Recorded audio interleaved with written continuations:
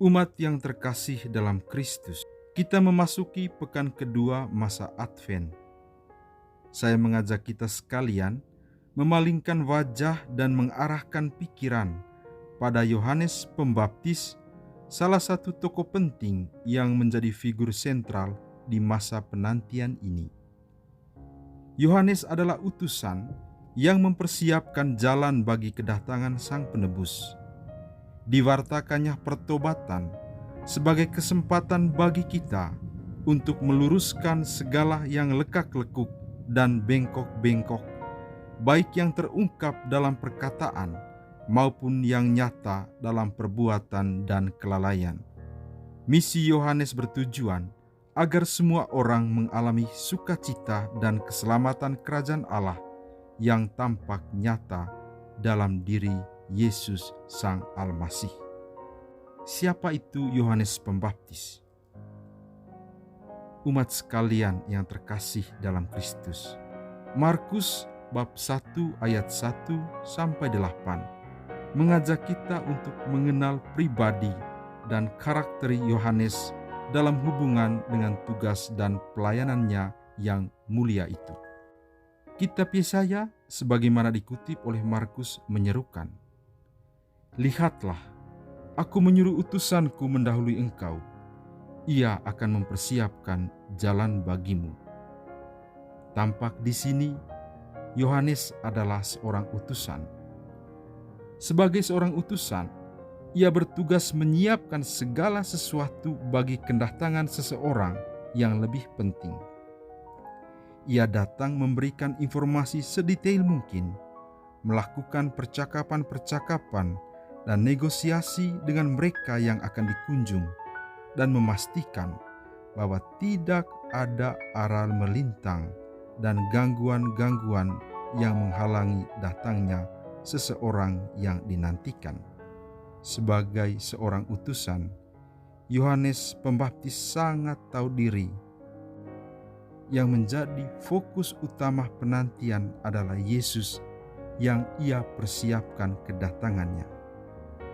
Dengan demikian, Yohanes tahu diri, dan karena ia tahu diri dan posisinya, makanya ia menjadi pribadi yang rendah hati. Yang datang sesudah aku, dia lebih berkuasa, bahkan membungkuk dan membuka tali kasutnya pun aku tidak layak. Yohanes adalah pribadi yang mengajarkan kita arti kerendahan hati di masa penantian ini. Selanjutnya, sebagai seorang utusan, Yohanes menyadari bahwa tugas itu tidak mudah dan tentunya penuh risiko. Ia harus meninggalkan kenyamanan hidup dalam belayan kasih sayang Zakaria dan Elisabet. Yohanes pastilah anak yang sangat dimanjakan. Ia adalah putra tunggal yang kelahirannya begitu dinantikan oleh kedua orang tuanya. Pasangan lansia, Zakaria dan Elisabet, tentu menjaga sang anak dengan penuh kasih, mengkhawatirkan dia, dan tak ingin jauh darinya. Namun, Yohanes lebih memilih pergi. Ia meninggalkan kenyamanan rumah dan kehangatan kampung halamannya. Ia pergi ke padang gurun, tempat yang sangat tidak ramah untuk dihidupi. Alam yang gersang, kering dan tandus, ancaman binatang liar adalah situasi real padang gurun.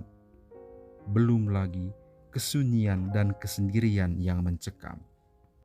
Yohanes berada dalam dua pergulatan.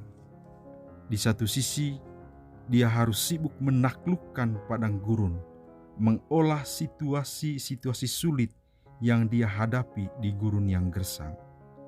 Tetapi di sisi lain, dia harus menjalankan misi utamanya, yakni menyerukan pertobatan. Katanya, "Siapkan jalan bagi Tuhan, luruskan jalan baginya. Bertobatlah dan berilah dirimu dibaptis, dan Allah akan mengampuni engkau." Lebih lanjut, Yohanes sadar bahwa warta pertobatan tidak akan berdaya sengat jika hanya terungkap dalam kata-kata dan terbatas pada seruan-seruan. Tak hanya hati dan batin yang dibereskan melalui retret panjangnya pada keheningan padang gurun, warta pertobatan Yohanes tampak nyata pula dalam sikap hidupnya, keugaharian, kesederhanaannya. Keheningan panjang di padang gurun saat ia berkanjang dalam perjumpaan dengan Allah yang mengutusnya, membentuk karakternya dan melahirkan pribadi Yohanes yang sederhana dan apa adanya. Daya ubah pewartaan bukan sebatas pada kata-kata, tetapi pada kesaksian hidup, pola perilaku dan tindakan nyata. Markus selanjutnya menulis, Yohanes memakai jubah bulu unta dan ikat pinggang kulit, makanannya belalang dan madu hutan. Tampak jelas, pertobatan tidak saja terungkap dalam kata-kata, tetapi tampak dalam seluruh ekspresi dirinya, menanti dalam kesederhanaan. Saudara-saudari yang terkasih, kita semua utusan.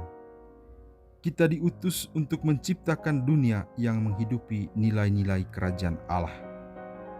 Kita pun diutus untuk memperbaiki yang rusak, meluruskan yang bengkok-bangkok, meratakan yang lekak-lekuk. Untuk itu, yang pertama, kita diutus merenovasi diri kita sendiri. Sebab perubahan selalu mulai dari diri sendiri.